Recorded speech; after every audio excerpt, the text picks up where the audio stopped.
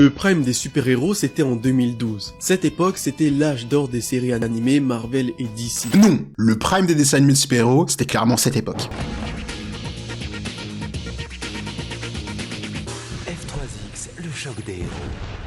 Alors pour les plus jeunes, et j'espère que vous n'êtes pas extrêmement nombreux, mais ça c'était le prime. Tous les dimanches matins tu te levais, t'allais sur France 3, t'avais l'émission F3X, le choc des héros. Cette émission, elle te partageait des pépites comme X-Men Evolution, comme Batman 2004, comme Justice League Unlimited, Superman l'ange de Metropolis, Static Shock. Et je me souviens même plus de toutes les séries qui passaient à cette époque-là sur cette émission, sur ce créneau, mais branchez-vous des animés de super-héros des années 2000, parce que c'était extrêmement lourd. Et là je dis que ça c'était le prime, hein, mais on va pas se mentir, des années 90, il y a eu énormément de bangers également. On a eu le Batman de 92, enfin, on a eu Superman l'ange de Metropolis qui passait, mais voilà. On a eu Spider-Man de 94, et même un petit peu plus tard dans les années 2000, en 2008 notamment, on a eu Spectacular Spider-Man. Donc certes, 2012, il y a eu des bons trucs, comme Young Justice notamment, et Avengers Earth Mightiest Heroes, mais bon, déjà, Ultimate Spider-Man et Teen Titango, c'est assez claqué, on va pas se mentir, c'est explosé même. Et en termes de quantité, il y avait pas autant de trucs qualitatifs qu'avant. Faut pas se mentir. En termes de super-héros en tout cas, faut pas se mentir.